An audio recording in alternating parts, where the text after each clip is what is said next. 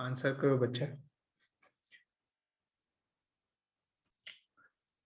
देखो इसको सॉल्व करने का तरीका क्या होगा, ठीक है। ध्यान से देखो कि लेट से मैं एक काम करता हूँ कि इसका साइड लेंथ ए ले लेता हूँ, ठीक है। और इस एंगल को मैं थीटा बना देता हूँ कि लेट से ये एंगल थीटा है, चलेगा। तो जो एडी लेंथ होगा, एडी लेंथ, क्या वो ए कॉस थीटा हो जाएगा? एडी लेंथ हो गया ए कॉस थीटा, है ना, एडी लेंथ। और ये कितना हो जाएगा यहां से यहाँ तक, ये ए साइन थीटा हो जाएगा। इस तरह से होगा कि नहीं होगा? अच्छा ये एंगल थीटा है, तो ये एंगल कितना होगा? देखो ये 90 माइनस थीटा, ये 90 डिग्री है, तो ये थीटा हो जाएगा। और यहाँ पे ये कुछ इस तरह से ऐसे बना देते हैं लेट से। तो आप देख सकते हो ये ये यहां से यहां तक कितना लेंथ है? क्या ये 7 लेंथ है? बी का कोऑर्डिनेट यहां से यहां तक ये 7 लेंथ है। और ये हाइट बना देते हैं, हाइट, हाइट ये 12 हो गया, ये लेंथ, ये हाइट है 12। देखो ध्यान से, ठीक है।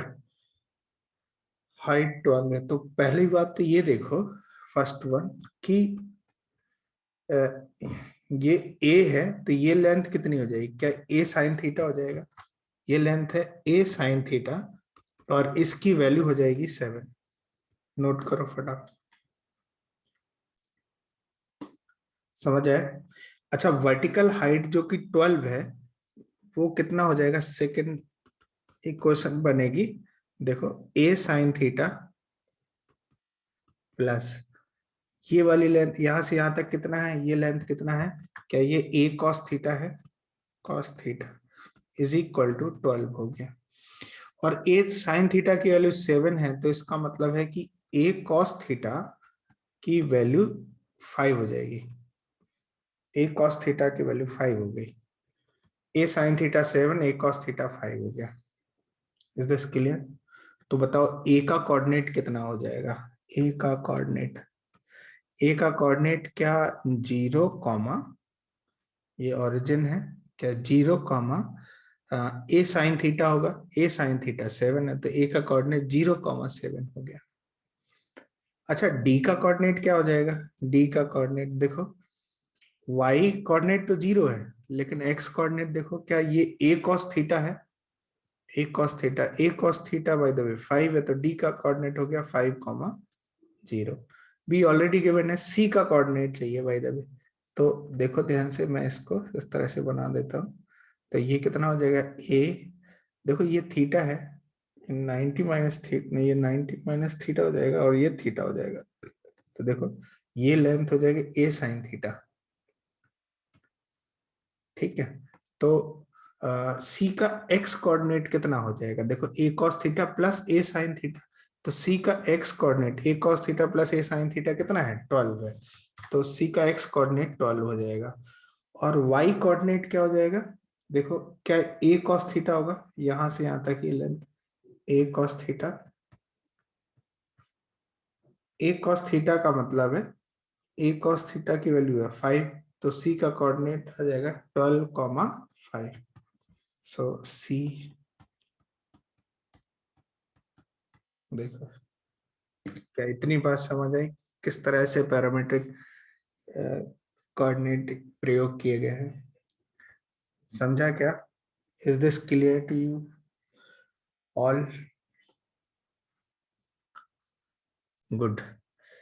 चलो एक और क्वेश्चन तुम्हें देते हैं, सॉल्व दिस क्वेश्चन, है ना, सॉल्व करो।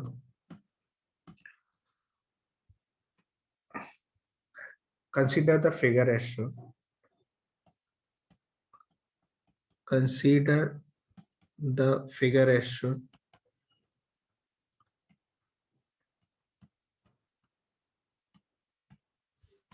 Find x, x का वैल्यू आपको बताना है। एक फिगर आपको गिवन है, वो फिगर है कुछ इस तरह से। लेट्स से ये लाइन है, और इसके पैरेलल ये कुछ इस तरह से बनाया गया।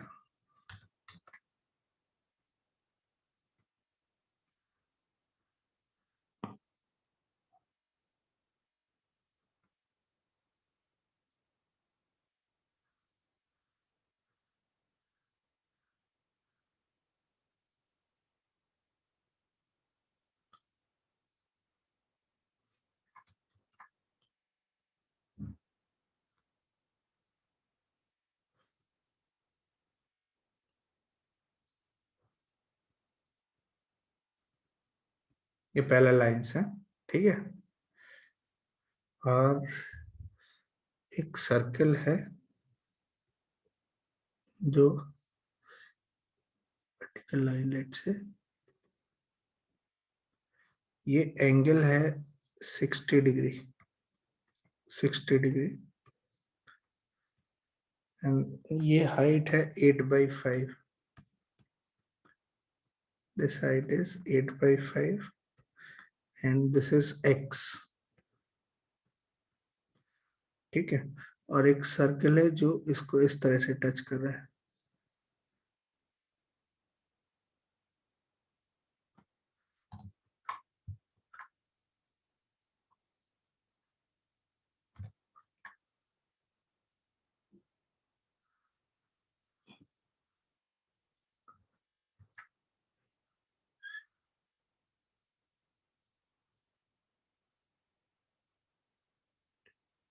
हाँ, ऐसे बना देते हैं। ये सर्कल है और इसकी जो रेडियस है वो 2/3 गिवन है। आंसर करो, find it.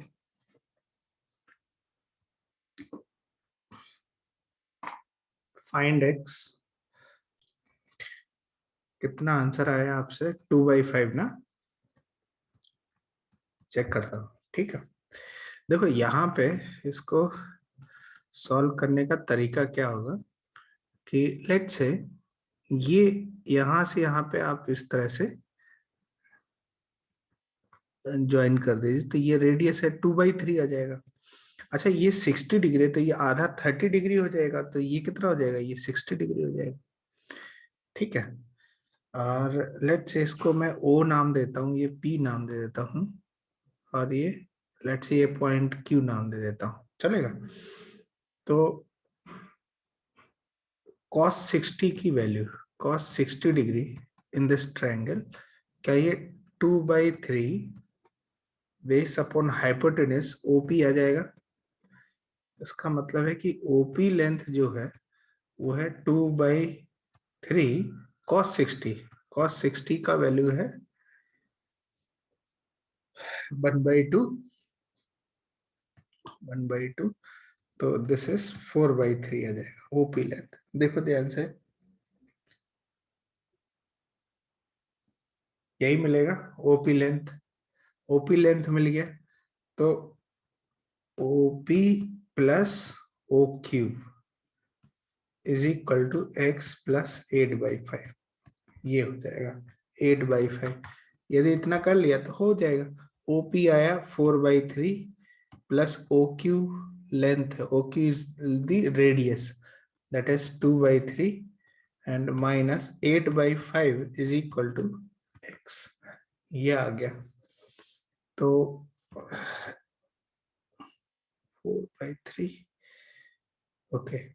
So x is equal to, इसका एलसीएम यदि ले लेते हैं तो 15 आएगा, तो 5 × 20 प्लस, अरे क्या कर दिए, ये तो बहुत आसान था। देखो क्या है, 4 + 2, 6/2 हो जाएगा, 3 ना, तो 2 आ जाएगा। 2 minus 8/5 is equal to x. So x का वैल्यू आ जाएगा, 10 में से 8 गया 2/5। 2/5 आ रहा है बच्चा, हमने गलत लिख दिया क्या? हमने 2/5 ही बोला था ना? हाँ सर। हाँ, हमने गलत लिखा है। 2/5 आंसर आपने बोला था, बिल्कुल ठीक है, यही आंसर है। ठीक, समझ आया क्या बच्चा लोग? Have you understood? देखो किस तरह से आप अप्लाई कर सकते हो पैरामेट्रिक कोऑर्डिनेट्स, है ना। डिफरेंट सिचुएशन में अलग अलग तरह से आप उनको प्रयोग करोगे। नेक्स्ट हेडिंग लिखो, line and a circle. Line and a circle. Sir आप एक ही मिनट ऊपर की स्लाइड दिखा सकते हैं? बिल्कुल।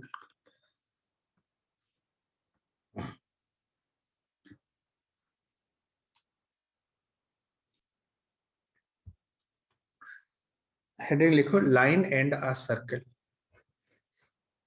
तो ध्यान से देखो कि लेट से एक सर्कल है, सर्कल गिवन है, मतलब s is equal to 0। s मतलब हो गया x square plus y square plus 2gx plus 2fy plus c equal to, मतलब ये गिवन है, इसका सेंटर और रेडियस सब गिवन है। और एक लाइन गिवन है l, दैट इज उसको हम लिख सकते हैं ax plus by plus c equal to 0। General line ले ली। तो क्वेश्चन ये है कि लाइन और सर्कल के रेस्पेक्ट में कौन कौन सी सिचुएशन बन सकती हैं, पॉसिबल सिचुएशन। तो एक तो सिचुएशन ये है कि ये इंटरसेक्ट ना करे इसको, सर्कल को। दूसरी सिचुएशन ये है कि ये जो लाइन है वो इस सर्कल पे क्या बन जाए, टेंजेंट बन जाए। और जहां पे ये टेंजेंट बन रही ना, जहां पे ये टच कर रही है, इस पॉइंट को बोलते हैं point of contact. Let's say P point है, तो पी पॉइंट को बोलेंगे point of contact. Point of contact बोलेंगे, ठीक है। और तीसरी सिचुएशन जो बन सकती है, और वो सिचुएशन क्या है कि ये लाइन है वो इसको इंटरसेक्ट करे at two distinct point A and B. ये तीन तरह की सिचुएशन देखने को मिलती हैं। तो कैसे पता किया जाए कि सिचुएशन कौन सी है ना। This is l equal to 0, l equal to 0, l equal to 0। कैसे पता किया जाए? तो यहाँ पे एक सिचुएशन आप देख सकते हो कि सर्कल का सेंटर आपको पता है ना, लेट से O है, और क्या करेंगे, इसका डिस्टेंस निकालेंगे लाइन से, लाइन से डिस्टेंस, है ना। लेट से OM है। तो अब यहाँ पे यदि OM की वैल्यू, OM जो है वो ग्रेटर देन R है, R is the radius of the circle, तो कौन सा केस आ जाएगा? क्या ये पहला वाला केस आ जाएगा? मिलेगा नहीं, क्योंकि सेंटर का लाइन से डिस्टेंस रेडियस से ज्यादा है। तो ये फर्स्ट वाला केस में ये बना देता हूँ, फर्स्ट सिचुएशन, सेकंड सिचुएशन, और ये थर्ड सिचुएशन। क्या इतनी बात समझ आई? Is this clear? Situation second हो गया ये। दूसरे केस में क्या होगा कि जो परपेंडिकुलर डिस्टेंस है, सेंटर का लाइन पे परपेंडिकुलर डिस्टेंस, सेंस जो है, मतलब OM जो आ रहा है, यदि ये R हो गया तो मतलब कि इसका मतलब है कि line will touch the circle, line will be tangent to the circle.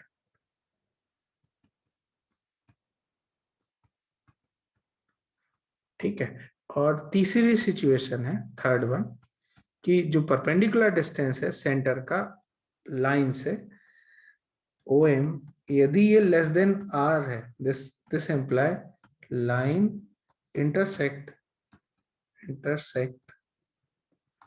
the circle at two distinct point।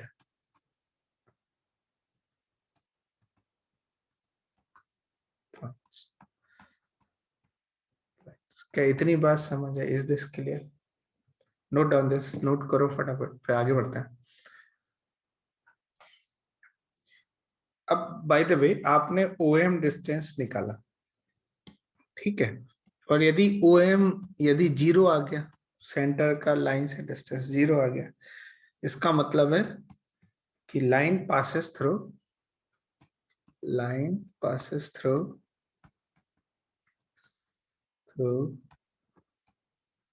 Its centre,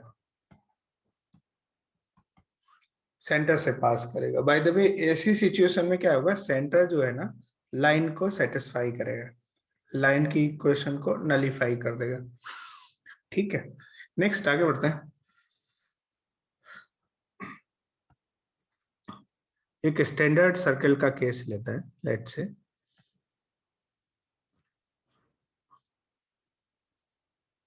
ये एक्स एक्सेस है, x axis, and this is y access,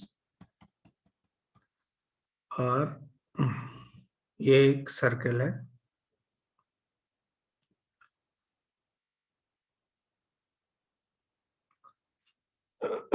इसका नाम, आप ये स्टैंडर्ड सर्कल है तो इसका नाम है x square plus y square equal to r square, ऐसे रख देते हैं, ये सर्कल हो गया। ठीक है, अच्छा एक लाइन बना देते हैं, लेट से कोई लाइन ये है y equal to M x plus c, let say ये लाइन जो इसको ये a और b पॉइंट पे इंटरसेक्ट कर रही है। टच भी कर सकती है, डिपेंड करेगा सिचुएशन पे। ये टच करा दिया है ना, लेट से ये p पॉइंट पे टच करे, p पॉइंट ऑफ कांटेक्ट हो गया, या ऐसा भी हो सकता है कि ये इंटरसेक्ट ही ना करे, ये तीसरा केस हो सकता है। ठीक है, क्वेश्चन ये है कि जैसे हमने ये जो लाइन ली है y equal to M x plus c, तो ये ध्यान रहे कि ये y equal to M x plus c कोई भी लाइन होगी सिवाय कौन सी लाइन को छोड़ के, वो लाइन जो y एक्सेस के पैरेलल है, बस इन लाइन को छोड़ देता है ये, इनको छोड़ के बाकी सारी लाइन को ये रिप्रेजेंट करती है y equal to M x plus c. इन लाइन को क्यों छोड़ देता है, क्योंकि वर्टिकल लाइंस जो होती हैं उसमें स्लोप नॉट डिफाइन होता है वर्टिकल लाइन के केस में ना, कुछ लोग इनफाइनाइट बोलते हैं बट आप नॉट डिफाइन ही बोलना, नॉट डिफाइन ही होता है वो। ठीक, सो वर्टिकल लाइन को छोड़ के बाकी हर तरह की लाइन ये रिप्रेजेंट करती है, ऐसे ऐसे कोई भी, मतलब बस ये लाइन रिप्रेजेंट नहीं करेगी ऐसे। इतनी बात समझ आए। सो मैंने एक स्टैंडर्ड सर्कल ले लिया, x square plus y square equal to r square, और एक लाइन ली है y equal to M x plus c. अब यदि मैं इन दोनों का को इंटरसेक्ट करा दूं, मतलब इन दोनों को सॉल्व कर दूं, सॉल्व करने से क्या होगा, देखो ध्यान से, y की जगह ना ये पुट कर देता हूं, तो ये क्या मिलेगा, एक्स स्क्वायर प्लस वाई की जगह m x plus c, m x plus c का whole square is equal to r square, और ये आ जाएगा x square plus m square x square plus c square plus 2cmx is equal to r square.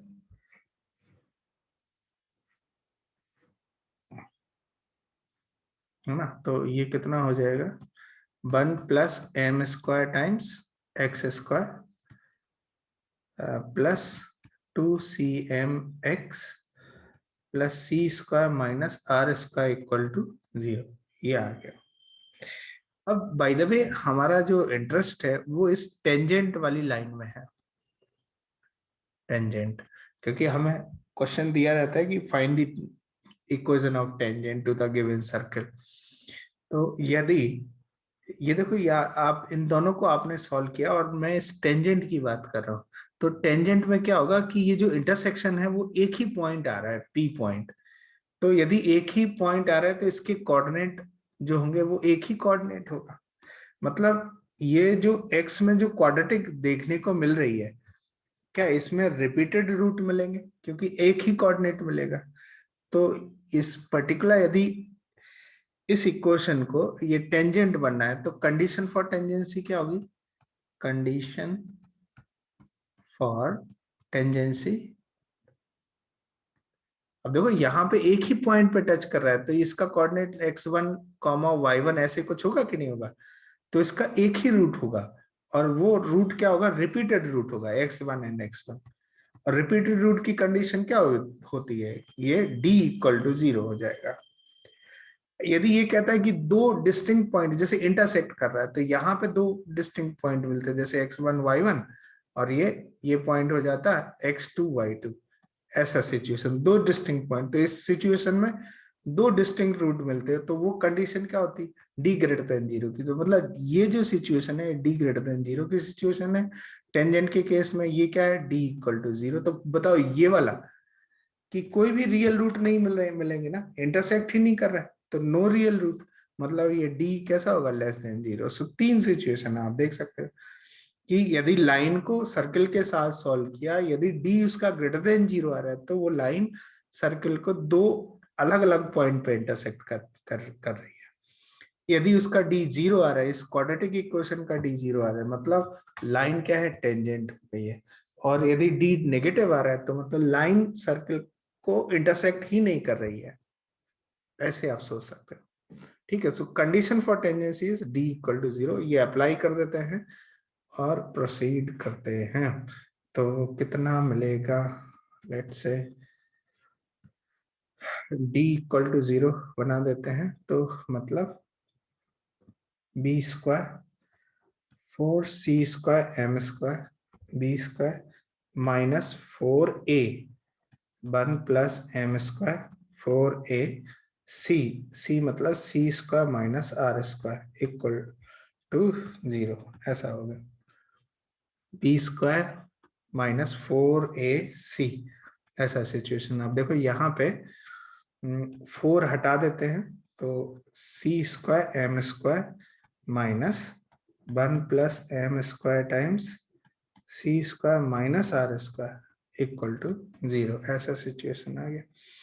अभी आप इसको expand कर लीजिए, तो कैसे, कितना आएगा, c square m square minus c square minus c square m square plus r square plus r square m square equal to 0। तो यहाँ पे कुछ कट हो रहा है, देखो c square m square cut हो गया है ना। और तो ये r स्क्वायर यदि कॉमन है, तो 1 plus m square times is equal to c square ऐसा हो गया।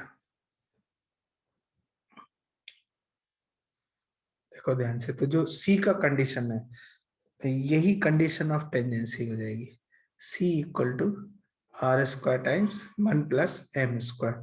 सो ये जो लाइन है y equal to M x plus c, यदि इस स्टैंडर्ड सर्कल पे टेंजेंट बनना है, तो इसकी इक्वेशन कैसी होनी चाहिए, y equal to M x plus C. C की वैल्यू कितनी हो जाएगी, देखो प्लस माइनस, इसका अंडर रूट करेंगे, c इक्वल टू कितना होगा, plus minus r under root 1 plus m square. Note down this. So this is the equation of tangent. देखो नोट करो फटाफट। अब देखो यहाँ पे एक चीज ध्यान देने वाली बात है कि यहाँ पे दो टेंजेंट क्यों मिल रहे हैं, एक स्लोप के लिए दो टेंजेंट क्यों मिल रहे हैं। तो देखो यहाँ पे हम लोगों ने क्या किया, एक स्टैंडर्ड सर्कल लिया हुआ है, स्टैंडर्ड सर्कल, ठीक है, जिसका सेंटर ओरिजिन है, और एक स्लोप के लिए दो टेंजेंट देखने को मिल रहा है, तो मिलना ही चाहिए। देखो ये एक स्लोप है, कोई m फिक्स्ड है, तो इसी के पैरेलल एक और टेंजेंट बनेगा जो कि इधर बनेगा, देखो ध्यान से, इसीलिए हमें दो टेंजेंट देखने को मिल रहे है ना। यदि ये सर्कल है x square plus y square is equal to r square, तो एक टेंजेंट यदि ये y equal to M x plus r under root 1 plus m square है, तो दूसरा क्या हो जाएगा, y equal to M x minus r under root 1 plus m square है ना। दो पैरेलल लाइन हो तो उनके स्लोप सेम होते हैं, तो सर्कल पे दो टेंजेंट बनेंगे एक स्लोप वाले। क्या इतनी बात समझ आई, नोट ऑन दिस, नोट करो फटाफट। अब देखो लेट से मैं इस टेंजेंट को कंसिडर कर लेता हूँ, देयर आर टू, तो मैं प्लस वाले को ही कंसिडर करता हूँ, और ये पॉइंट है P। तो क्वेश्चन है कि ये पॉइंट ऑफ कांटेक्ट जो P है इसके कोऑर्डिनेट क्या होंगे, है ना। तो यहाँ पे देखो ध्यान से, ये पॉइंट ऑफ कांटेक्ट जो P है, इसका x कोऑर्डिनेट क्या ये हो जाएगा, x इक्वल टू -b/2 है। सोच के बताओ, x इक्वल टू -b/2 है, ये कहां से आया हुआ है बताओ। याद करो क्वाड्रेटिक इक्वेशन की सिचुएशन में जब रिपीटेड रूट आते थे तो रिपीटेड रूट यही तो आता था, x इक्वल टू -b/2 है। यहाँ पे इस इक्वेशन को ध्यान से देखना है, ये वाली जो इक्वेशन है ये अपने काम की है, इसको उठा लेते हैं, ठीक है। ये कंडीशन फॉर टेंजेंसी में ध्यान से देखो, यदि टेंजेंट बन गया, टेंजेंट मिल ही गया हमें, तो इसके रिपीटेड रूट मिलेंगे ना, तो x इक्वल टू क्या होगा, -b/2a। -b/2a का मतलब है इम्प्लाई माइनस b की जगह किसने ले रखी है, 2cm -b/2a। a कितना है, 1 + m²। तो ये x कोऑर्डिनेट आ जाएगा, x कोऑर्डिनेट आ जाएगा कितना, -cm upon 1 + m²,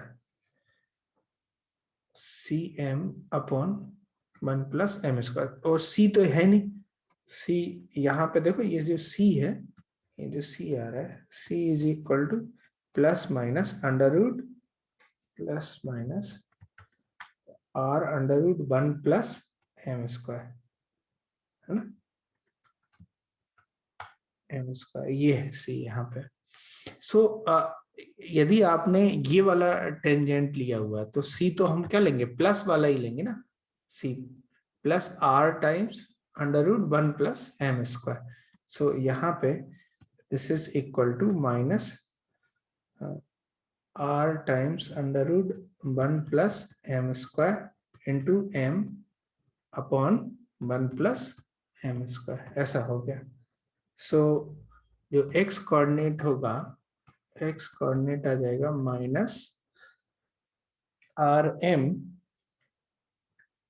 -rm upon √1 + m², ये x कोऑर्डिनेट मिल गया।